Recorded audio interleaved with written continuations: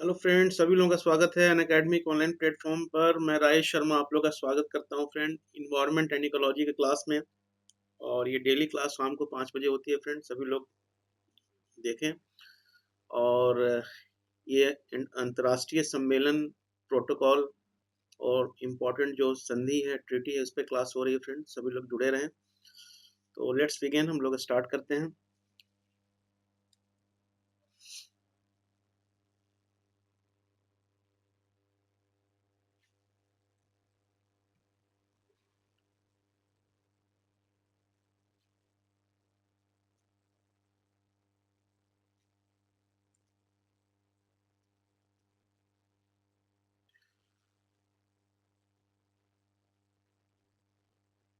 तो सभी लोगों का स्वागत है फ्रेंड।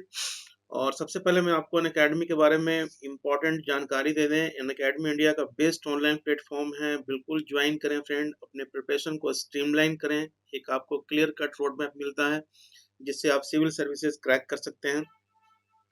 और ज्वाइन करने पर देखो, दो तरह का कोर्स है, एक तो प्लस है, एक आइकॉनिक है। दोनों अच्छा कोर्स है, दोनों बेस्ट है, बट आइकॉनिक जो है वो ज़्यादा बेहतर है फ्रेंड, क्योंकि आइकॉनिक में आपको स्टडी के साथ साथ प्रॉपर गाइडेंस दी जाती है और एक प्रॉपर स्ट्रेटजी आपको बताई जाती है, जो पूरी अनअकैडमी की बेहतरीन टीम है आपको गाइड करेगी फ्रेंड। तो बिल्कुल ज्वाइन करें।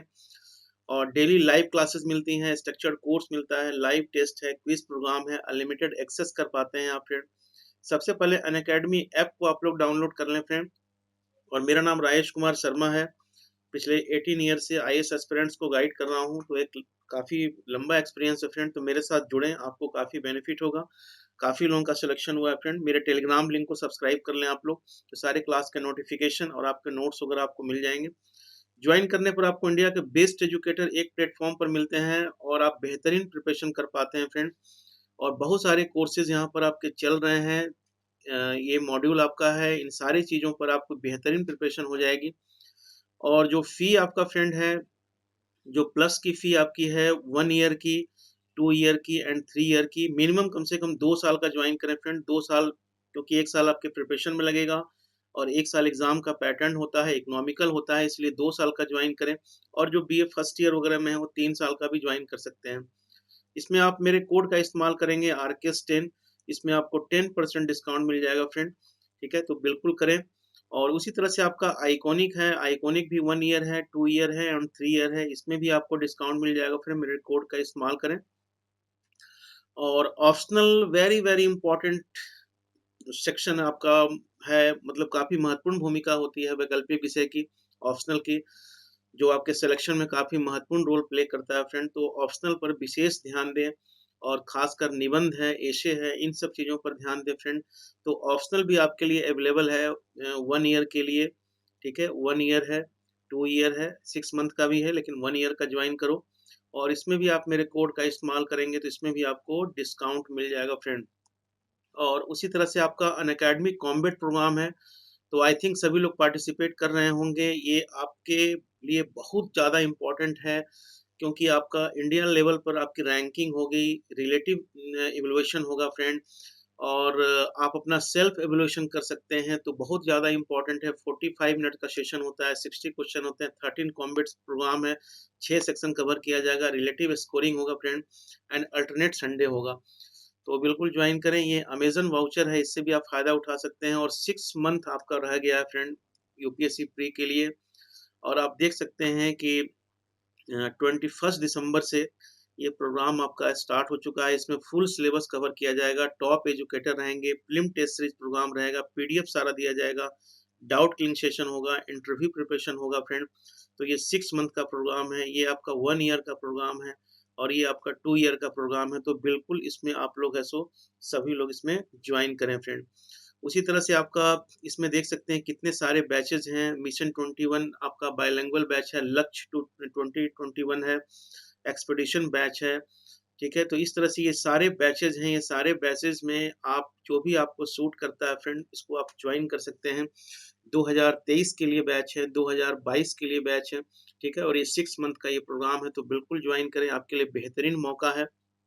और आइकॉनिक प्रोग्राम जो आपका फ्रेंड है, इसमें प्राइस जो है इसका हाइक होने वाला है, तो उसके पहले आप लोग एडमिशन ले लें। मैंने आपको पहले ही बताया, बेहतरीन कोर्स है ये, जिसमें आप अपने पर्सनल गाइडेंस आपको मिलेगा, स्टडी प्लानर आपको दी जाएगी, बूस्टर सेशन होगा, हाई इंटेंसिटी वर्कशॉप होगा, आंसर राइटिंग प्रैक्टिस होगा फ्रेंड, और डेली कंटेंट आपको मिलेगा फ्रेंड, और मेन टेस्ट सीरीज वगैरह भी है। तो एक आपको बेहतरीन आपको स्ट्रेटजी मिलने वाला है, एक सुनहरा मौका आपके लिए फ्रेंड। ये कॉम्बो ऑफर है, जिसके अंतर्गत आपका यूपीएससी सीएससी में प्लस के साथ अगर ऑप्शनल लेते हैं तो 77,000 होता है 1 ईयर के लिए, इसमें आपको 70,153 पे करना होगा, ठीक है ना। तो आप इसको इस तरह से देख सकते हैं फ्रेंड। और इसमें जो आपका होगा फ्रेंड, इसमें भी आपको डिस्काउंट वगैरह मिलेगा, ठीक है। उसी तरह से आपका आइकॉनिक है, आइकॉनिक में भी आपका, इसमें भी आपको 88,705 है फ्रेंड। यहाँ पर भी आप कोड इस्तेमाल करेंगे तो इसमें भी आपको बिल्कुल 10% एक्स्ट्रा आपको इसमें दिया जाएगा फ्रेंड। तो ये आपके लिए किया गया है, और इसमें आप देख सकते हैं ये 1 ईयर का जो प्रोग्राम आपका है, 1 ईयर का, 1 ईयर है, 2 ईयर है, 3 ईयर है। इसमें एक्चुअल प्राइस आपका कॉम्बो प्राइस है, डिस्काउंट कितना दिया जा रहा है, तो इसमें आप बिल्कुल इसको ज्वाइन कर सकते हैं। मेरे कोड का इस्तेमाल करें फ्रेंड, RK10 मेरा कोड है, बेहतरीन मौका है आपके लिए, ठीक है ना। और इसमें आपको गाइडेंस, काउंसलिंग, जितने सारे स्टडी मटेरियल वगैरह सारा प्रोवाइड करेंगे आपको। और मेरी बहुत सारी क्लासेस चल रही हैं अनअकैडमी पे, स्पेशल क्लासेस हैं यूट्यूब पे, ऑप्शनल भी ले रहा हूँ, तो आपको अच्छा लगेगा मेरे साथ, और एक प्रॉपर गाइडेंस आपको प्रोवाइड करूंगा। ओके फ्रेंड, तो लेट्स बिगिन, हम लोग स्टार्ट करते हैं। और आज हम लोग को बात करना है, कल हम लोगों ने जो देखा था फ्रेंड, तो उस पर एक बार क्विक रिवीजन करेंगे, और देन फिर हम लोग आगे बढ़ते हैं, ठीक है।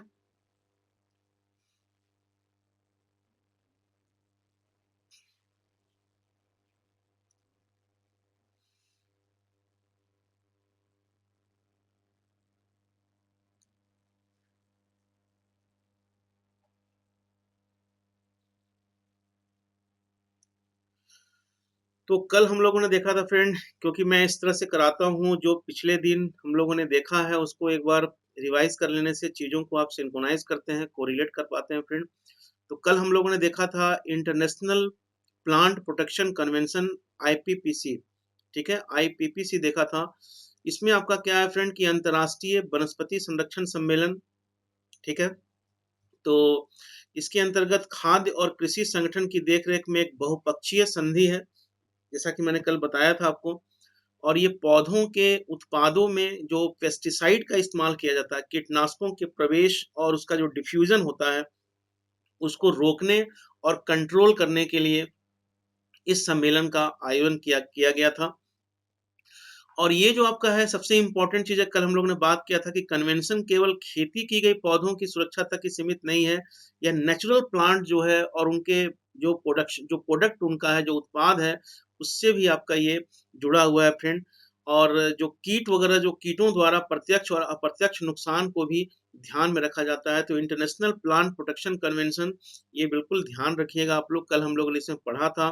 इसकी स्थापना 2010 में हुई थी, ये हम लोगों ने कल देखा हुआ है। मुख्यालय साउथ कोरिया में सियोल में है, ठीक है। और ग्लोबल ग्रीन ग्रोथ इंस्टीट्यूट एक संधि आधारित अंतर्राष्ट्रीय संगठन है, जिसका उद्देश्य क्या है, हरित विकास को, ग्रीन डेवलपमेंट को बढ़ावा देना। ग्रीन डेवलपमेंट मतलब क्या होता है? ग्रीन डेवलपमेंट का मतलब होता है इकोनॉमिक ग्रोथ जो कर रहे हैं, इकोनॉमिक, हर कंट्री में जो इकोनॉमिक ग्रोथ हो रहा है, आर्थिक वृद्धि हो रहा है, तो उसमें पर्यावरणीय, इन्वायरमेंटल बैलेंस के बीच, मतलब इन्वायरमेंट को ध्यान में रखकर आपको इस पर काम करना है, ठीक है ना। तो इन सब चीज़ों पर है, सो हम लोगों ने ऑलरेडी कल हम लोगों ने देखा था फ्रेंड इसमें। उसके बाद फिर आपका इसमें एक चीज़ और आपको बताया था, जो ट्रिपल जी आई 2010 में कोरियाई राष्ट्रपति ली माइंग वक द्वारा एक थिंक टैंक के रूप में लॉन्च किया गया था। एक बहुत ही इंपॉर्टेंट इंफॉर्मेशन है, इन सबको नोट करते जाइएगा फ्रेंड। और 2013 में जीजीआई, जो संयुक्त राष्ट्र महासंघ द्वारा एक ऑब्जर्वर स्टेटस प्रदान कर दिया गया इस संगठन को। तो बहुत ही इंपॉर्टेंट है। ग्रीन पीस आपका है, कल मैंने आपको बताया था, एक गैर लाभकारी संगठन है, ठीक है, नॉन प्रॉफिटेबल ऑर्गेनाइजेशन है। इसका मुख्यालय जो कहाँ पर है, तो नीदरलैंड में इसका मुख्यालय है फ्रेंड। और 1971 में कनाडा में एक अंतर्राष्ट्रीय पर्यावरण संगठन, ग्रीन पीस 1971 में, तो ये कनाडा में एक इंटरनेशनल इन्वायरमेंटल ऑर्गेनाइजेशन आपका फ्रेंड है, इसको एस्टेब्लिश किया गया था। ग्रीन पीस का उद्देश्य क्या है, ठीक है, नाम से स्पष्ट है। तो ग्रीन पीस आपका है नेचर ऑफ अर्थ, ठीक है, जो डाइवर्सिटी है इसको इसको मतलब अच्छे तरीके से इसका देखभाल करना, कंज़र्वेशन करना, इस पर नज़र रखना फ्रेंड। और जैसे ग्रीन पीस पे किस पर काम किया, जैसे व्हेल का जो शिकार किया जाता है, न्यूक्लियर फॉलआउट होता है, उस पर है। और जो समुद्र तटीय तेल खुदाई है, जो रेडियो एक्टिव जो वेस्ट होते हैं फ्रेंड, जो समुद्र में जमा हो जाता है, जो वाइल्ड लाइफ का जो शिकार किया जाता है, पॉल्यूशन है, नेचुरल हैबिटेट होता है, ठीक है? उसका जो है, उसका जो क्षय होता है फ्रेंड, उसका विरोध करता है, ठीक है ना? और पर्यावरण की दृष्टि से जो हानिकारक गतिविधियों वाले जो क्षेत्रों का भ्रमण करना, ठीक है? उन एक्टिविटीज़ को रोकना, तो ये इम्पोर्टेंट है, वेरी वेरी इम्पोर्टेंट आपका ग्रीन पीस ऑर्गेनाइजेशन है, ध्यान रखिएगा। और ये जितने भी संगठन मैंने आपको बताया, आज 4th क्लास है फ्रेंड, ये 4th क्लास में मैंने इसको अच्छे तरीके से क्लासिफाइड किया है, जिससे आप संपूर्ण अंतर्राष्ट्रीय संगठन, सम्मेलन और जितने भी महत्वपूर्ण संधियां हैं अंतर्राष्ट्रीय पर्यावरण को लेकर, पर्यावरण एवं पारिस्थितिकी को लेकर, वो आपको बेहतरीन तरीके से क्लियर हो जाए और उस पर आपके एक भी प्रश्न न छूटे। तो मेन उद्देश्य आपका यही है फ्रेंड। और उसके बाद हम लोग बात करते हैं, हम लोगों ने बात किया था कि United Nation human settlement programme, ये जो आपका है, इसकी स्थापना 1978 में की गई थी और मुख्यालय कहाँ पर है? केन्या में है, ठीक है?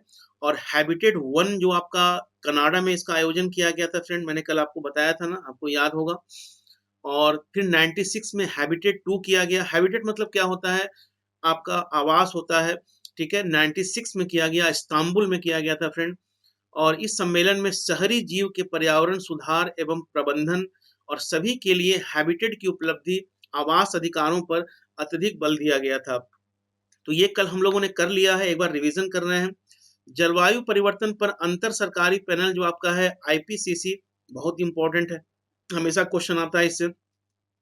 और ये कुछ इंपॉर्टेंट चीज मैंने आपको बताया था कि ये संयुक्त राष्ट्र का अंग नहीं है, लेकिन संयुक्त राष्ट्र महासभा का क्या है?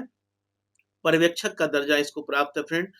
और 1988 में जो मैंने आपको बताया था कि वर्ल्ड मेट्रोलॉजिकल ऑर्गेनाइजेशन है और यूनाइटेड नेशन इन्वायरमेंटल प्रोग्राम द्वारा आईपीसीसी की स्थापना की गई थी, बहुत ही इंपॉर्टेंट है आपका फ्रेंड। ताकि जलवायु परिवर्तन का को मतलब क्यों क्लाइमेट चेंज क्यों हो रहा है, इसके पीछे क्या रीजन है, क्या कारण है उसके पीछे, उन चीजों को देखना, उसके प्रभाव को देखना, ठीक है? और भविष्य के जो क्या रिस्क हो सकते हैं फ्रेंड, उसका इवैल्यूएट करना, उसमें एडॉप्टेशन को देखना और उसको रोकने के उपाय को देखना और पॉलिसी मेकिंग में क्या करना, सपोर्ट करना। तो वेरी इंपॉर्टेंट ऑर्गेनाइजेशन आईपीसीसी। तो ये हम लोगों ने कल किया था। और अभी तक आपका जो इसके बहुत सारे रिपोर्ट आ चुके हैं फ्रेंड, तो इसमें आपको करंट करना होगा 1990 में, 95 में, 2001 में, 2007 में, 14 में, ठीक है? तो इन सब चीज़ों को मैंने कल बता रखा है फ्रेंड। और जो आपका रिपोर्ट आया था, 5वीं रिपोर्ट आया था, उसके बारे में भी मैंने कल आपको बताया था। तो इन सब चीज़ों को अच्छे तरीके से आप देख लीजिएगा। लिविंग प्लेनेट रिपोर्ट भी मैंने कल आपको बताया था फ्रेंड कि लिविंग प्लेनेट रिपोर्ट जो है 98 के बाद से हर 2 सालों पर ये जारी किया जाता है फ्रेंड। और लिविंग प्लेनेट रिपोर्ट जो है दुनिया का अग्रणी विज्ञान आधारित विश्लेषण है, ये स्टेटमेंट रहते हैं इस तरह से। और इन स्टेटमेंट पे आपको सही करना पड़ता है क्वेश्चन को। तो इस सारे चीज़ों को अच्छे तरीके से देखें, सारे पीडीएफ वगैरह मैं आपको देता जाऊंगा, ठीक है? जैसे इंडियन इकोनॉमी का भी मैंने आज डाउनलोड कर दिया पूरे टेलीग्राम चैनल में, जितना भी मैंने अभी तक कराया है Indian economy Ramesh Singh simplified, तो उसके सारे नोट्स वगैरह पीडीएफ वगैरह मैंने आपको प्रोवाइड कर दिया। इंडियन पॉलिटी का भी मैंने पूरा नोट्स दे रखा है फ्रेंड, ज्योग्राफी, फिजिकल ज्योग्राफी का, वर्ल्ड ज्योग्राफी का, इंडियन ज्योग्राफी का सारा पीडीएफ मैं दे चुका हूँ। एक बार फिर से मैं उसको अरेंज करके आपको टेलीग्राम पर दे दूंगा, आप उसको पिक कर लेना फ्रेंड, अच्छे तरीके से देखना, ठीक है? तो लिविंग प्लेनेट रिपोर्ट का जो फर्स्ट संस्करण जो आपका था, ये 98 में प्रकाशित हुआ था फ्रेंड। और 2016 में जारी किया गया था इसका नवीनतम, तो इसको देखना होगा अच्छे तरीके से। और उसके बाद मैंने आपको बताया था आर्कटिक काउंसिल के बारे में बताया था फ्रेंड कि 96 में इसका गठन किया गया था ओटावा घोषणा से, ठीक है? आर्कटिक परिषद जो है एक हायर लेवल पर एक अंतर सरकारी संगठन है, तो इसको ध्यान रखिएगा। उद्देश्य क्या है इसका? क्योंकि मैंने आपको बार बार बोलता हूँ कि कोई भी संगठन है तो स्थापना कब किया गया, किसके द्वारा किया गया, इसका मुख्यालय कहाँ पर है, और इसके उद्देश्य क्या हैं, इसके कार्य क्या हैं और लेटेस्ट इसका सम्मेलन कहाँ पर हुआ है, तो इसको ध्यान रखिएगा, बहुत इंपॉर्टेंट सेगमेंट है। उद्देश्य क्या था, मैंने कल आपको बताया था कि आर्कटिक प्रदेश के जो लोगों का कल्याण करना, वेलफेयर करना, ठीक है, और जो आर्कटिक विषयों पर इम्पोर्टेंट क्या चीजें वहां पर चल रही है, कैसे वहां के पर्यावरण की रक्षा करना, आर्कटिक काउंसिल का मेन लक्ष्य आपका फ्रेंड है। इसमें 8 कंट्री है, मैंने कल आपको बताया था। गैर सरकारी सदस्य, ये भी पूछा जा सकता है इसमें कौन कौन से गैर सरकारी सदस्य हैं, ये प्रश्न पूछा जा सकता है फ्रेंड। जैसे यूएनडीपी है, आईओसीएन है, रेड क्रॉस है, नॉर्डिक परिषद है, यूएनईसी है। कौन कौन से कंट्री इसके मेंबर हैं फ्रेंड, कनाडा है, डेनमार्क है, फिनलैंड है, आइसलैंड है, नॉर्वे है, रूस है, स्वीडन है, यूएसए है। तो इन सब चीजों को आपको ध्यान रखना है। उसके बाद मैंने आपको बताया था कल विश्व धरोहर सम्मेलन।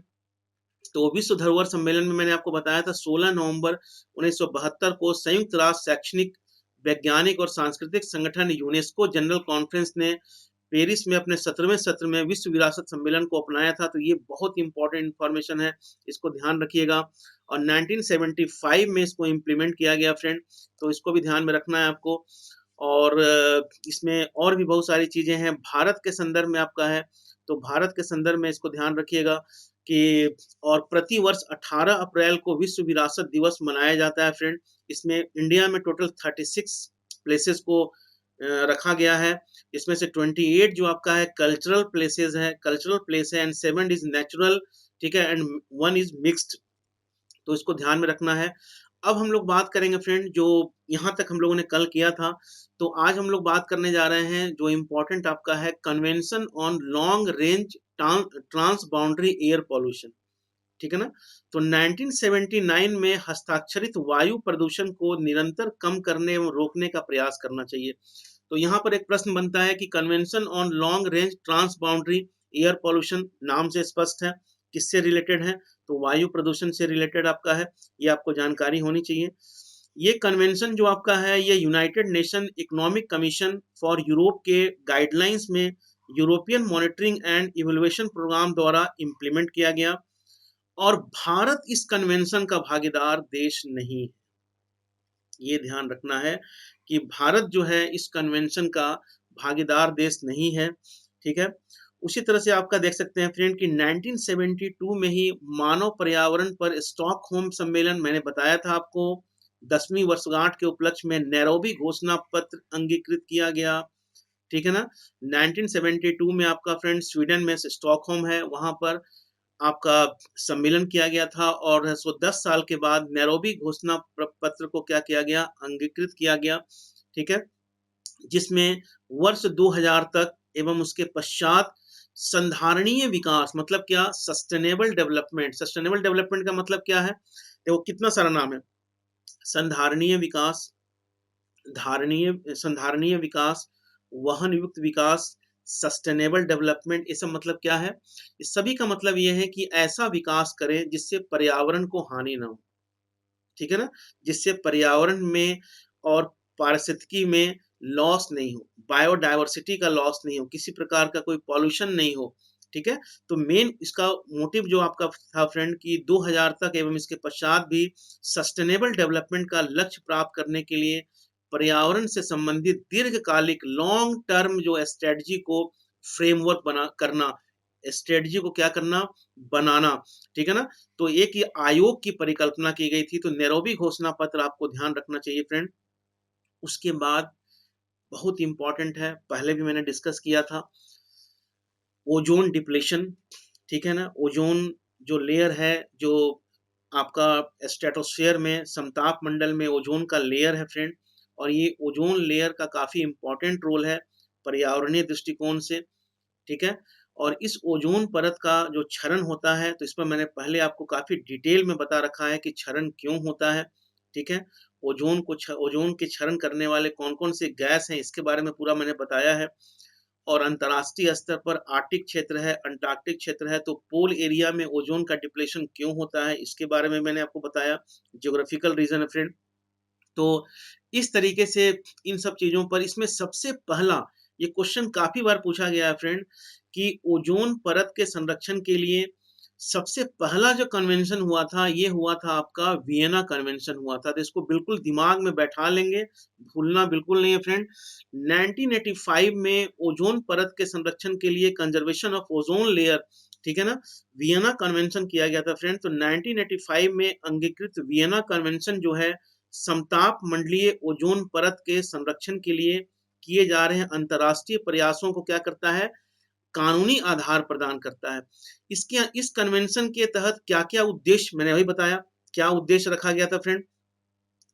तो इसमें उद्देश्य ये था कि व्यवस्थित पर्यवेक्षण करना, हमेशा सुपरविजन करना, सदस्य देशों द्वारा जो भी इसके मेंबर हैं, मानव गतिविधियां, ह्यूमन एक्टिविटीज द्वारा ओजोन परत पर पड़ने वाले जो प्रभाव हैं उनका सिस्टमैटिक सुपरवाइज करना, उसको देखना, ठीक है। उसके बाद है सो दूसरा आपका है कि आपसी सहयोग में वृद्धि करना, ठीक है फ्रेंड। क्या है, आपसी सहयोग में वृद्धि करना, मतलब अपना कॉपरेशन बढ़ाना।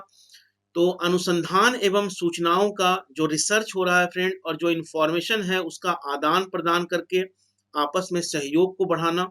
और जिस कारण से ओजोन का डिप्लेशन हो रहा है उन गतिविधियों को कंट्रोल करने के लिए क्या बनाना फ्रेंड, विधायी नीतियों का निर्माण करना। विधायी नीतियां स्वयं विधायी होती है, तो नीतियों का निर्माण करना और एडमिनिस्ट्रेटिव मेजर लेना, प्रशासकीय उपाय अपनाना।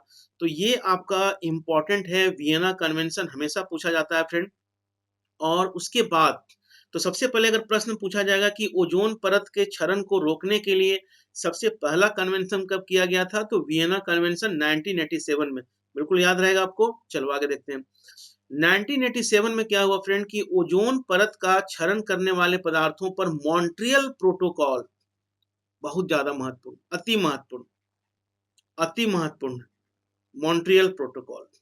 मॉन्ट्रियल प्रोटोकॉल जो आपका है 1987 में हस्ताक्षरित तथा 1989 में क्या किया गया, अंगीकृत किया गया इंटरनेशनल ट्रीटी है। क्या है, अंतरराष्ट्रीय संधि है, भूलना बिल्कुल नहीं है भाई। तो ये ध्यान रखना, ये बहुत इंपॉर्टेंट है आपका मॉन्ट्रियल प्रोटोकॉल। वियना कॉन्फ्रेंस भी है, लेकिन वियना कॉन्फ्रेंस से भी ज्यादा इंपॉर्टेंट अगर है तो मॉन्ट्रियल प्रोटोकॉल। उद्देश्य वही बोलता हूं मैं कि कब किया गया, क्या उद्देश्य था। तो इसका उद्देश्य क्या था फ्रेंड, तो ओजोन परत के क्षरण के लिए उत्तरदायी जो हाइड्रोकार्बन वगैरह हैं, हैलोजिनेटेड हाइड्रोकार्बन से संबंधित जो समूह हैं, ठीक है, उनके उत्पादन में स्टेप बाय स्टेप क्या करना, कमी करना। मतलब ओजोन क्षरण के लिए जो उत्तरदायी जो गैस हैं उनको क्या करना, स्टेप बाय स्टेप में कम करना। तो आपको याद हो गया कि 1987 में मॉन्ट्रियल प्रोटोकॉल हुआ फ्रेंड, और 1988 में इसको अंगीकृत किया गया, इंटरनेशनल ट्रीटी है। उद्देश्य क्या है, तो ओजोन परत के क्षरण के लिए जो उत्तरदायी जो गैस हैं उनको चरण बाय चरण क्या करना, स्टेप बाय स्टेप क्या करना, कंप्लीट उसको कम करना। उसके बाद फिर आपका फ्रेंड बाद में इसमें 1990 में लंदन, 1992 में कोपेनहेगन, 1995 में वियना अगेन, 97 में मॉन्ट्रियल एंड 99 में बीजिंग में सहित कुल मिलाकर 5 संशोधन किए गए। तो यहाँ एक प्रश्न बनता है, आप ध्यान दीजिएगा कि मॉन्ट्रियल प्रोटोकॉल में इसमें कितने संशोधन किए गए, तो 5 संशोधन किए गए, ठीक है। उन्हें कब कब किया गया, तो 1990 में लंदन में, 1992 में कोपेनहेगन में, 95 में वियना में, 97 में मॉन्ट्रियल में, 99 में बीजिंग में। कुल मिलाकर इसमें 5 संशोधन किए गए।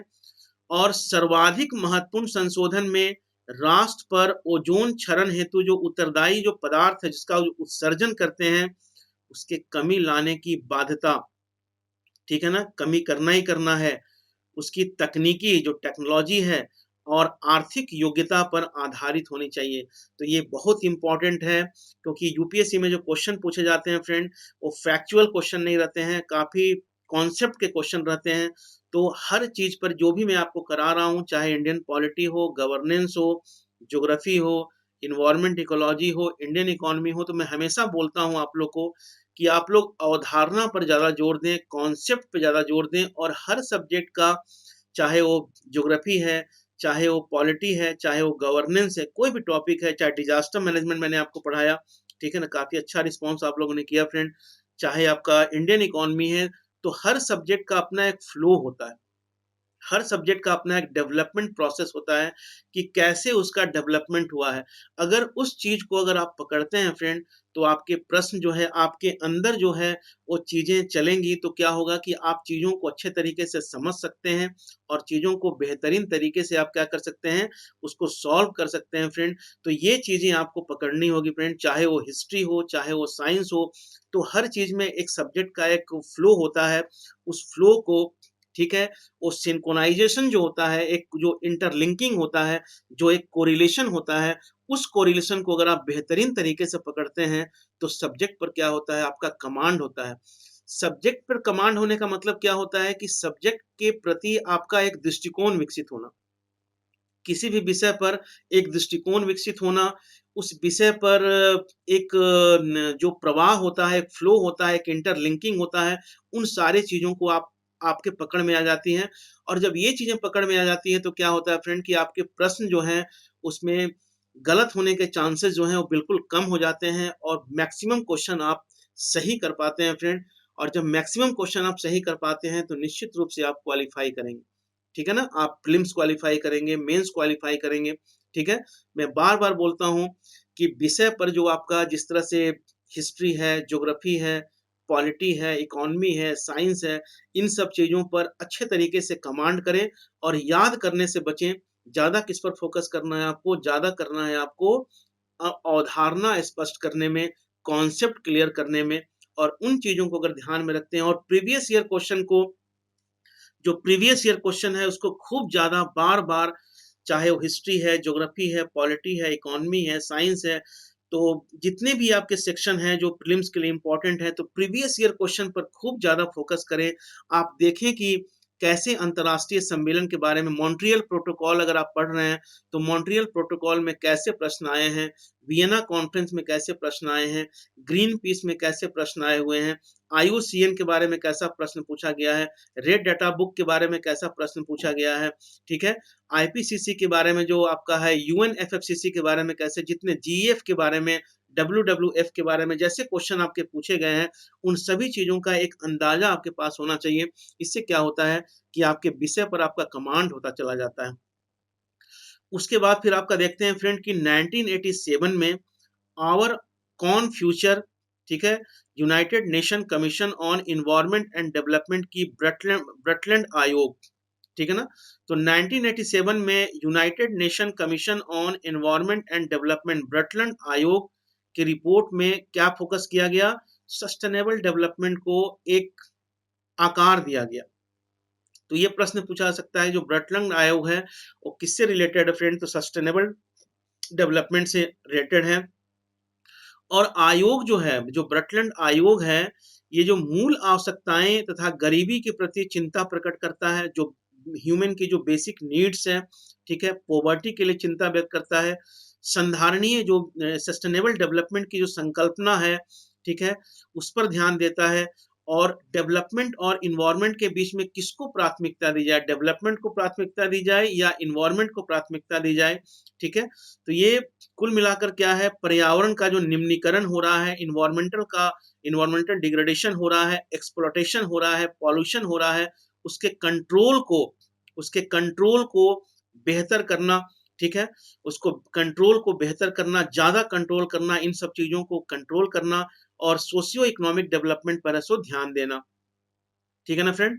उसी तरह से आपका ब्रटलैंड आयोग देखना आपने, उसी तरह से आपका 1989 में जो खतरनाक जो वेस्ट होते हैं, जो खतरनाक अपशिष्ट होते हैं फ्रेंड, उसका जो आवागमन होता है, उसका जो इम्पोर्ट एक्सपोर्ट होता है, या उसको निपटाया जाता है फ्रेंड, उसमें बेसल कन्वेंशन आपका बहुत इंपॉर्टेंट है, वेरी वेरी इंपॉर्टेंट। ये सब नोट करते जाओ मेरे भाई, जब क्वेश्चन आएगा एग्जामिनेशन में तब आपको पता चलेगा। इसलिए बार बार बोलता हूँ कि जो भी मैं आपको दे रहा हूँ फ्रेंड, मेजर सेक्शन में कवर कर रहा हूँ, तो मेरे कोड ओवर का भी इस्तेमाल करते रहो यार, आपको बहुत बेनिफिट होगा। तो इस अंतर्राष्ट्रीय संधि का जो उद्देश्य है, बेसल कन्वेंशन का जो अंतर्राष्ट्रीय संधि का जो उद्देश्य है, ये है विभिन्न राष्ट्रों के मध्य जो खतरनाक अपशिष्ट, जो डेंजरस वेस्ट है, ठीक है, उसके आवागमन को, उसका ट्रैफिकिंग को, ठीक है, विशेष रूप से विकसित देशों से अविकसित देशों की ओर होने वाले जो खतरनाक अपशिष्ट होता है, उसका जो ट्रांसफर होता है, उसको कंट्रोल करना। तो बेसल कन्वेंशन जो है, इसको हमेशा याद रखिएगा फ्रेंड्स, ये बहुत इंपॉर्टेंट है। बेसल कन्वेंशन 1989 में। और जो रेडियोधर्मी, जो रेडियो एक्टिव जो वेस्ट है, रेडियोधर्मी जो वेस्ट है, इस कन्वेंशन के अंतर्गत शामिल नहीं किया गया। ये वेरी बहुत इंपॉर्टेंट है, इसको ध्यान में रखिएगा कि जो रेडियोधर्मी जो अपशिष्ट है, जो रेडियो एक्टिव जो वेस्ट है, उसको इस कन्वेंशन के अंतर्गत क्या किया गया है, शामिल नहीं किया गया है फ्रेंड। बहुत समय से आप लोग इंतजार कर रहे थे एजेंडा 21। एजेंडा 21 जो 1992 में पृथ्वी सम्मेलन किया गया था फ्रेंड। तो एजेंडा 21 उन सभी क्षेत्रों जिनमें मनुष्य पर्यावरण को प्रभावित करता है, जो ह्यूमन बीइंग है वो इन्वायरमेंट को प्रभावित करता है, तो संयुक्त राष्ट्र सरकारी संगठनों और प्रमुख समूहों द्वारा राष्ट्रीय, स्थानीय तथा वैश्विक स्तर पर की जाने वाली कार्रवाई की क्या है, व्यापक रूपरेखा है। मतलब एजेंडा 21 उन सभी क्षेत्रों जिनमें मनुष्य, ह्यूमन बीइंग, इन्वायरमेंट को इम्पैक्ट कर रहा है, इन्फ्लुएंस कर रहा है, ठीक है, और संयुक्त राष्ट्र सरकारी संगठनों, प्रमुख समूहों द्वारा नेशनल लेवल पर, लोकल लेवल पर, ग्लोबल लेवल पर की जाने वाली जो एक्शन है, उसका क्या है, एक फ्रेमवर्क है एजेंडा 21। एजेंडा 21 जो है, इससे काफी ज्यादा क्वेश्चन पूछे गए हैं, और मैं भी जो भी करा रहा हूं फ्रेंड, ये काफी ज्यादा महत्वपूर्ण है, तो इसके ध्यान रखिएगा। एजेंडा 21 से संख्या 21वीं शताब्दी को संदर्भित करता है। ये जो एजेंडा 21 जो लिखा हुआ है, ये 21 क्या बताता है, ये 21 बताता है 21st सेंचुरी को क्या करता है, संदर्भित करता है फ्रेंड। और एजेंडा 21 का संपूर्ण विवरण जो है, मतलब कंप्लीट डिस्क्रिप्शन ऑफ एजेंडा 21 14 जून 1992 को रियो दी जनेरियो ब्राजील में आयोजित पर्यावरण और विकास सम्मेलन, पृथ्वी सम्मेलन, अनौपचारिक जो नाम है पृथ्वी सम्मेलन, ठीक है, पर अंतरराष्ट्रीय सम्मेलन में प्रस्तुत किया गया था। तो अगर पूछा जाएगा कि एजेंडा 21 क्या है, तो आपको बताना है कि 1992 में रियो दी जेनेरियो में जो पर्यावरण एवं विकास सम्मेलन हुआ, और अनौपचारिक नाम पृथ्वी सम्मेलन पर एक इंटरनेशनल सम्मेलन किया गया था फ्रेंड। उसमें ये डिक्लेरेशन आया था एजेंडा 21 के बारे में। 21 क्या है, तो 21 जो आपका है 21st सेंचुरी को क्या करता है, ये संदर्भित करता है फ्रेंड। और ये सम्मेलन कब हुआ था, तो 14 जून 1992 को रियो दी जनेरियो में हुआ था, जो ब्राजील में आपका है फ्रेंड। और जहां पर 179 सरकारों ने, मतलब कंट्री ने, इस कार्यक्रम को अपनाने के पक्ष में वोटिंग किया था। तो 179 कंट्री ने सो एजेंडा 21 को अपनाने के पक्ष में क्या किया था फ्रेंड, मतदान किया था। एजेंडा 21 के जो कार्यान्वयन का उद्देश्य क्या है, यहां पर बहुत इंपॉर्टेंट है कि एजेंडा 21 जो आपका है, इसके कार्यान्वयन का जो उद्देश्य आपका फ्रेंड है, अंतरराष्ट्रीय स्तर पर, इंटरनेशनल लेवल, राष्ट्रीय स्तर, national level, regional level, local level, सभी चीजों को क्या करना, इसमें शामिल करना, ठीक है ना। मतलब इंटरनेशनल लेवल पर, नेशनल लेवल पर, रीजनल लेवल पर एंड लोकल लेवल पर, सभी चीजों पर क्या करना फ्रेंड, इसको शामिल करना। और 97 में संयुक्त राष्ट्र के महासभा ने एजेंडा 21 5 के कार्यान्वयन पर 5 वर्ष की प्रगति का आकलन करने के लिए एक विशेष सेशन का आयोजन किया था। ये भी ध्यान रखिएगा कि 92 में जो कॉन्फ्रेंस हुआ था फ्रेंड, उसके बाद 97 में संयुक्त राष्ट्र महासभा ने एजेंडा 21 5 के कार्यान्वयन पर एक परफॉर्मेंस अप्रेजल, ये समझिए कि किस तरह से एक मूल्यांकन करने के लिए, एक आकलन करने के लिए एक विशेष सत्र का आयोजन किया था, ठीक है।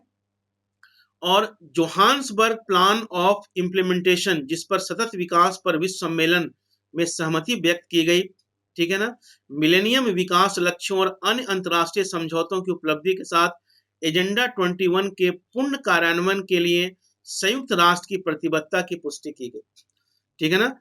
तो इस पर आप देख सकते हैं कि 2002 में आपका फ्रेंड, 2002 में इस पर पूरी तरह से सहमति किया गया। और जोहान्सबर्ग प्लान ऑफ इम्प्लीमेंटेशन, जिस पर सतत विकास, सस्टेनेबल डेवलपमेंट, ठीक है, इस पर किया गया था और इसको लागू करने के लिए सहमति जताई गई। उसके बाद फिर आपका है कि आपको मैंने पहले ही बता रखा है कि 1992 में पृथ्वी सम्मेलन का आयोजन किया गया फ्रेंड। तो पृथ्वी सम्मेलन का आयोजन किया गया 1992 में, और इसके अंतर्गत आपका जलवायु परिवर्तन पर संयुक्त राष्ट्र framework convention, UNFF triple C, United Nation framework climatic change, इस पर किया गया फ्रेंड। यूएनएफएफसी एक अंतरराष्ट्रीय पर्यावरण संधि है, ठीक है ना, क्या है, एक अंतरराष्ट्रीय पर्यावरण संधि है। और 1992 के पृथ्वी सम्मेलन के दौरान ये क्या किया गया था, प्रपोज्ड किया गया था, ये प्रश्न पूछा हुआ है। इसका लक्ष्य क्या है, इसका लक्ष्य है ग्लोबल वार्मिंग से निपटने के लिए ग्रीन हाउस गैस के इमिशन को, उत्सर्जन को कम करना। तो यूएनएफसीसीसी का गठन कब किया गया था, 1992 में, जब आपका पृथ्वी सम्मेलन कहाँ किया गया था, तो ये तो जनवरी में ब्राजील में हुआ था फ्रेंड। तो ग्लोबल वार्मिंग से निपटने के लिए ग्रीन हाउस गैस के उत्सर्जन को कम करना, इस संधि को 1992 में हस्ताक्षर के लिए खोला गया फ्रेंड। और 1994 में इसको क्या किया गया था, इसको लागू किया गया था इस संगठन को। अब हम लोग बात करेंगे फ्रेंड 1992 में ही जैव विविधता कन्वेंशन सीबीडी, मैंने आपको बताया हुआ है, ठीक है, आपको याद होगा फ्रेंड, यूएनएफसीसीसी एंड सीबीडी मैंने आपको बताया था, आपको याद होगा, ठीक है, दोनों मैंने बता रखा है। जैव विविधता बायोडायवर्सिटी संबंधी जो अंतरराष्ट्रीय कन्वेंशन है, ठीक है, इसमें जो प्रजातियां हैं, जो स्पेसीज हैं, ठीक है, और उनके नुकसान के बारे में ग्लोबल वैश्विक चिंता को अभिव्यक्त किया गया, एक्सप्रेस किया गया। और आपका सीबीडी जो आपका फ्रेंड है, आपका सीबीडी जो आपका है फ्रेंड, 1992 में रियो दी जेनेरियो में आयोजित जो अर्थ समिट हुआ था, उसके दौरान जो है इसको अंगीकृत किया गया था। और सीबीडी पहला व्यापक वैश्विक समझौता है जिसमें जैव विविधता बायोडायवर्सिटी से रिलेटेड सभी एस्पेक्ट को क्या किया गया, शामिल किया गया। तो ये बिल्कुल मैंने आपको पहले बता रखा है कि सीबीडी जो आपका किया गया था फ्रेंड, ये 1992 के अंतर्गत ही किया गया था, जो फर्स्ट आपका हुआ था इसमें। और इस कन्वेंशन में आपका क्या हुआ था, इस कन्वेंशन में राष्ट्रों के जो जैविक संसाधन है, किसी भी कंट्री के जो बायोटिक रिसोर्सेज हैं, ठीक है, और उनके जो संप्रभु अधिकारों की पुष्टि किए जाने के साथ 3 मुख्य लक्ष्य निर्धारित किया गया। क्या किया गया, पहला, जैव विविधता का संरक्षण, कंजर्वेशन ऑफ बायोडायवर्सिटी, इसके घटकों का सतत उपयोग, सस्टेनेबल यूटिलाइजेशन, आनुवांशिक संसाधनों के उपयोग से, ठीक है, प्राप्त होने वाले लाभों में उचित और समान भागीदारी। जो जेनेटिक रिसोर्सेज से प्राप्त होने वाले जो लाभ है फ्रेंड, उसको सभी पूरे वर्ल्ड में क्या है, एप्रोप्रिएट रूप से और इक्वल रूप से सबका पार्टिसिपेशन होना चाहिए। और साथ में आपका क्या है फ्रेंड, जैविक विविधता के संरक्षण, जैव विविधता के संरक्षण, कंजर्वेशन और सस्टेनेबल यूटिलाइजेशन के लिए नेशनल पॉलिसी को विकसित करना। क्या करना, नेशनल पॉलिसी को विकसित करना। और कन्वेंशन कानूनी तौर पर बाध्यकारी है, ठीक है, बिल्कुल करना है, अर्थात इसमें शामिल होने वाले देश इसके प्रावधानों को लागू करने के लिए क्या है, कमिटेड है, बाध्य है, करना ही करना है, ठीक है ना, कोई विकल्प नहीं है। उसके बाद फिर आपका मैं बताऊंगा फ्रेंड आपको क्योटो प्रोटोकॉल, ये भी काफी ज्यादा इंपॉर्टेंट है, आप लोगों को, सभी लोगों को समझ में आ रहा है, लाइक शेयर करते रहो भैया जितना ज्यादा हो सकता है, ठीक है ना, एक सेकेंड। तो क्योटो प्रोटोकॉल जो आपका फ्रेंड है, ये यूएनएफएफसी के अधीन एक अंतरराष्ट्रीय समझौता है, ठीक है ना। तो क्योटो प्रोटोकॉल जो आपका क्या है फ्रेंड, यूएनएफसीसीसी के अधीन एक अंतरराष्ट्रीय समझौता है। और इस प्रोटोकॉल का जो अंगीकरण करने वाले जो विभिन्न देश हैं, कार्बन डाइऑक्साइड एवं 5 अन्य ग्रीन हाउस गैस, ध्यान रखिएगा, methane, nitrous oxide, sulphur hexafluoride, hydrofluorocarbon और परफ्लोरोकार्बन। तो कार्बन डाइऑक्साइड के अलावा जो है 5 ग्रीन हाउस गैस है, मीथेन है, nitrous oxide, methane, nitrous oxide, sulphur hexafluoride, hydrofluorocarbon और परफ्लोरोकार्बन के उत्सर्जन को कम करने के लिए क्या है, कमिटेड है, प्रतिबद्ध है, ठीक है। और इस समझौते के तहत देशों को 2 श्रेणियों में इसको बांटा गया है फ्रेंड। इसमें आपका विकसित देश जो डेवलप कंट्री हैं, जिन्हें एनेक्स 1 के देश का नाम बताया गया, जो डेवलप कंट्री हैं वो किसमें है, एनेक्स 1 में है। अर्थात दूसरे विकासशील एवं अल्प विकसित देश है, उन्हें क्या बोला गया, नॉन एनेक्स देश। तो क्योटो प्रोटोकॉल के अंतर्गत जो आपका फ्रेंड है, एनेक्स 1 है, जो विकसित देश है, और जो विकासशील और डेवलपिंग और अंडर डेवलप कंट्री, उनको नॉन एनेक्स देश कहा गया। तो ये ध्यान रखिएगा। एनेक्स 1 देशों के लिए ग्रीन हाउस गैसों के उत्सर्जन में कमी लाना क्या है, बाध्यकारी है, मतलब विकसित देशों के लिए ग्रीन हाउस गैसों के उत्सर्जन में कमी लाना बाध्यकारी है और उन्हें प्रति वर्ष ग्रीन हाउस गैसों के उत्सर्जन में कट करना है, ठीक है ना। उनको कटौती से संबंधित एक सूची जमा करनी होगी। ध्यान रखिएगा कि कितना आपने ग्रीन हाउस गैस को कम किया। इसके अतिरिक्त जो विकासशील देश हैं, जो नॉन एनेक्स कंट्री हैं, पर ऐसी कोई प्रतिबद्धता नहीं है फ्रेंड, परंतु यह स्वच्छ विकास तंत्र में भाग ले सकते हैं, ठीक है ना। तो एनेक्स 1 और नॉन एनेक्स कंट्री के बारे में फ्रेंड आपको क्लियर हो गया होगा। उसके बाद फिर आपका फ्रेंड है कि एक महत्वपूर्ण शर्त यह थी कि 55 देशों के द्वारा 55 कंट्री के द्वारा क्योटो प्रोटोकॉल स्वीकार करने पर ही यह प्रोटोकॉल प्रभाव में आता। और क्योटो प्रोटोकॉल में हरित गृह गैसों के समग्र उत्सर्जन को कम करने के लक्ष्य 8% से लेकर 10% है, परंतु यह कटौती 1990 से औसतन 5% होनी चाहिए थी। ये है। और 2008 से 12 तक एनेक्स 1 कंट्री, जो डेवलप कंट्री हैं, देशों को अपने ग्रीन हाउस गैस उत्सर्जन को 1990 के स्तर से 5% तक कम करना था। यूरोपीय संघ के सदस्य राज्यों सहित कई देशों 2008 में उनके अनुमानित ग्रीन हाउस गैस उत्सर्जन में 15% की कमी करनी थी। तो ये चीजें आप देख रहे हैं। मुख्य जरूरत यह थी कि उत्सर्जन में औसत कमी 5% हो, किंतु विभिन्न देशों के राष्ट्रीय लक्ष्यों में अंतर, यूरोपीय संघ के लिए 8% का लक्ष्य, जबकि आइसलैंड के लिए 10% समझ से परे था। आइसलैंड कहाँ से इतना आपका इमिट करेगा फ्रेंड। तो ये सी चीजें जो हैं, ये चीजें सही नहीं थी और यह कटौती लक्ष्य 2013 में समाप्त हो गए थे फ्रेंड। इसको देख सकते हैं। और क्योटो प्रोटोकॉल में आपका फ्लेक्सिबल मैकेनिज्म शामिल है, ठीक है ना, जो एनेक्स 1 अर्थव्यवस्थाओं को अपने ग्रीन हाउस गैस लक्ष्य को पूरा करने के लिए उन्हें कहीं और से ग्रीन हाउस उत्सर्जन में कटौती की खरीद करने की अनुमति देता है। इसका मतलब क्या होगा कि मैं इमिट करूंगा, मैं उत्सर्जन करूंगा, लेकिन कोई कंट्री अगर पैसा लेकर अपना उत्सर्जन वो कम करता है या उतना नहीं कर पाया है, तो उसको खरीद सकता है और अपने यहाँ उत्सर्जन कर सकता है, ठीक है ना। तो ये आपका फ्रेंड ये कॉन्सेप्ट था। उसके बाद फिर आपका है 1998 में 1998 में convention on the prior informed consent procedure for certain hazards chemical and pesticide in international trade, Rotterdam convention. ये जानो, रॉटरडम कन्वेंशन बहुत बड़ा नाम है इसका।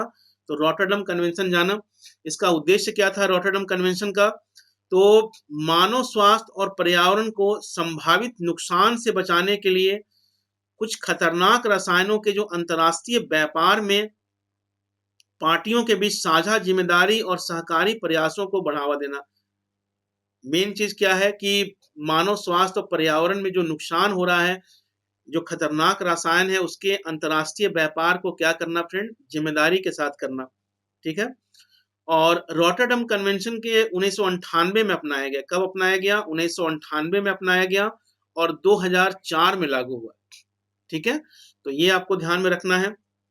उसके बाद फिर आपका है फ्रेंड एक कार्टाजियाना प्रोटोकॉल ऑन बायोसेफ्टी, ठीक है ना। तो कार्टाजियाना प्रोटोकॉल मैंने पहले भी जिक्र किया था। तो ये जो आपका है ये किससे रिलेटेड है? तो जैव विविधता पर कन्वेंशन से जुड़ा हुआ है। कार्टाजियाना प्रोटोकॉल एक अंतर्राष्ट्रीय समझौता है। क्या है? एक अंतर्राष्ट्रीय समझौता है जिसका लक्ष्य क्या है? आधुनिक जैव प्रौद्योगिकी से उत्पन्न होने वाले लिविंग मॉडिफाइड मतलब रूपांतरित जीवों के सुरक्षित संचलन करना, परिवहन करना और उपयोग को सुनिश्चित करना, ठीक है ना, जो कि जैविक विविधता तथा मानव स्वास्थ्य पर प्रतिकूल प्रभाव डाल सकते हैं। मतलब मेन आपका कॉन्सेप्ट आपका ये है फ्रेंड, मेन कॉन्सेप्ट ये है कि जैव विविधता पर कन्वेंशन से जुड़ा हुआ है। कार्टाजियाना प्रोटोकॉल एक इंटरनेशनल ट्रीटी है। लक्ष्य क्या है कि जो मॉडर्न जो बायोटेक्नोलॉजी के कारण जो मॉडिफाइड जीन्स तैयार किया जा रहा है, मॉडिफिकेशन किया जा रहा है फ्रेंड, उसका जो परिवहन करना, उसका उपयोग करना या जो भी व्यापार वगैरह करना, तो मानव स्वास्थ्य पर उसका प्रतिकूल प्रभाव पड़ सकता है, उसका ध्यान रखना, ठीक है ना। तो कार्टेजियना प्रोटोकॉल जो है ये बायोसेफ्टी है, कार्टेजियना प्रोटोकॉल ऑन बायोसेफ्टी, ठीक है। तो इस पर ये संबंधित है फ्रेंड। और ये 29 जनवरी 2000 को अपनाया गया। ये इंपॉर्टेंट इंफॉर्मेशन है। 29 जनवरी 2000 को अपनाया गया और 11 सितंबर 2003 से क्या हुआ फ्रेंड, ये आपका लागू हो गया। उसी तरह से आपका है 2001 में आपका अस्थायी कार्बनिक प्रदूषकों के संबंध में स्टॉकहोम कन्वेंशन, ठीक है ना। जितने भी आपका Basel convention, Rotterdam convention, Cartagena protocol, इन सब चीजों का ध्यान रखेंगे फ्रेंड। स्टॉकहोम कन्वेंशन जो है ये जो कार्बनिक प्रदूषकों पर कानूनी रूप से बाध्यकारी एक अंतर्राष्ट्रीय समझौता है, ठीक है। मतलब जो अस्थायी कार्बनिक प्रदूषक हैं, कार्बनिक यौगिक हैं, उस पर है सो इसको ध्यान रखना है फ्रेंड। उसके बाद 2010 में आपका नगोया प्रोटोकॉल है।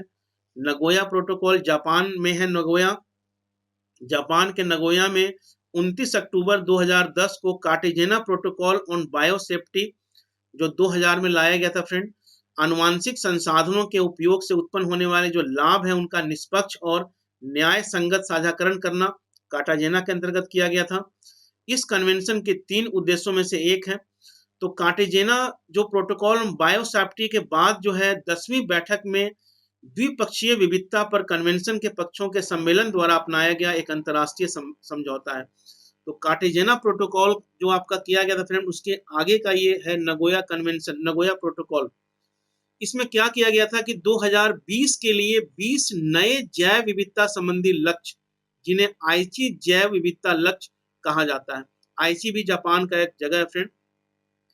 आईची जो है वो जैव विविधता लक्ष्य की दिशा में प्रगति को मापने के लिए एक संकेतक इंडिकेटर के रूप में इस्तेमाल के आधिकारिक निर्णय से सीबीडी का समर्थन करने में भागीदारी को मजबूत करने में मदद मिलेगी। मतलब कुल मिलाकर कार्टेजेना प्रोटोकॉल, नगोया प्रोटोकॉल और आईची ये तीनों किससे रिलेटेड है, तो जैव विविधता से संबंधित है। इतना आपको समझना है फ्रेंड, ठीक है ना। उसके बाद आपका 2013 में आपका एक कन्वेंशन किया गया था फ्रेंड, पारे के मरक्यूरी के संबंध में मिनीमाता कन्वेंशन। यह एक अंतर्राष्ट्रीय संधि है मिनीमाता कन्वेंशन, जो पारा मतलब मरक्यूरी और उसके जो कंपाउंड से मानव जनित उत्सर्जन से मानव स्वास्थ्य और पर्यावरण पर जो रक्षा करने के लिए इसको डिजाइन किया गया था। और कन्वेंशन का नाम जो है जापानी शहर मिनीमाता के नाम पर रखा गया। किसके नाम पर रखा गया? जापानी शहर मिनीमाता के नाम पर रखा गया। तो मिनीमाता कन्वेंशन 2013 में हुआ, अंतर्राष्ट्रीय संधि है और किससे रिलेटेड है? मरक्यूरी से। मिनीमाता कहाँ पर है? तो जापान में है। इतना आपको क्या करना फ्रेंड, याद रखना है। और यह नामकरण जो है प्रतीकात्मक महत्व का है, क्योंकि यह शहर भी पारा मरक्यूरी से क्या है, काफी ज्यादा घटनाक्रम से गुजरा है। और आई होप, ये आशा की जाती है फ्रेंड कि यह संधि अंतर्राष्ट्रीय स्तर पर पारा जो मरक्यूरी है उसका जो इमिशन हो रहा है उसमें कमी लाने में सक्षम होगी फ्रेंड। तो ये हमारा कंप्लीट हो गया। और नेक्स्ट हम लोग बात करने वाले हैं फ्रेंड, जो कल मेरी जो क्लास होगी उसमें भारत में जितने भी पर्यावरणीय कानून हैं उस पर हम लोग बात करेंगे। जितने भी पर्यावरणीय कानून बनाए गए हैं ये भी काफी इम्पोर्टेंट है, ठीक है। और जल्द ही मैराथन सेशन वगैरह भी लेके आएंगे फ्रेंड, लॉन्ग सेशन लेके आएंगे और पूरे बेहतरीन तरीके से आपको कंप्लीट करेंगे, ठीक है ना। और तो सभी लोगों का फ्रेंड, और मेरे कोड वगैरह का यूज करते रहो यार। और ये जो प्रोग्राम आपका चल रहा है उस प्रोग्राम पर विशेष रूप से ध्यान दो, ठीक है। RK10 मेरा कोड है, इसको यूज करो। लाइक शेयर सब्सक्राइब मैक्सिमम करो फ्रेंड। और प्लस है, आइकॉनिक है, आइकॉनिक बेस्ड है, आइकॉनिक पर लेने की कोशिश करो फ्रेंड एडमिशन, ठीक है ना। तो ये चीजें हैं इस पर है। सो और मेरे कोड का इस्तेमाल करो। EMI है आपका, और 21 दिसंबर से आपका बैच आपका स्टार्ट हुआ है फ्रेंड। बहुत सारे बैचेस शुरू हुए हैं, टॉप एजुकेटर के द्वारा किया जा रहा है। तो इनके द्वारा जो है और बिल्कुल इसको आप लोग इसको ऐसो आप लोग ज्वाइन करो। अपने प्रिपरेशन को बेहतरीन जो आपका है, बेहतरीन अपने प्रिपरेशन को बेहतरीन स्ट्रीमलाइन करो। आपको एक रोड मैप मिलता है फ्रेंड, और मेरे कोड का यूज़ करो, आपको निराशा बिल्कुल भी नहीं होगी फ्रेंड, ठीक है ना। तो अपने अगर सेलेक्ट होना चाहते हो कि देखो ज्वाइन करने के बाद ही जो है आपकी प्रिपरेशन जो है स्ट्रीमलाइन हो पाती है, आपकी प्रिपरेशन शुरू हो पाती है, तो बिल्कुल ज्वाइन करें। और ऑफलाइन से तो बहुत कम ही फीस है फ्रेंड, ठीक है ना। घर बैठे आप तैयारी कर सकते हैं। अन अकेडमी में आपका जो इनोवेशन है, जो स्टूडेंट फ्रेंडली है, एग्जाम ओरिएंटेशन है, ठीक है, जो कंटेंट के लेवल पर है, और एजुकेटर जो इंडिया के बेस्ट एजुकेटर आपको एक प्लेटफॉर्म पर हैं। जीएस के फिल्म्स के लिए हैं, मेंस के लिए हैं, इंटरव्यू के लिए हैं, ऑप्शनल है, निबंध है, राइटिंग स्किल, सभी चीज के लिए यहाँ पर अति महत्वपूर्ण तरीके से चीजें जो हैं आपको बताई जाती है, ठीक है ना। तो okay friend, okay bye, see you, all the best. फिर मिलते हैं शाम को 5 बजे।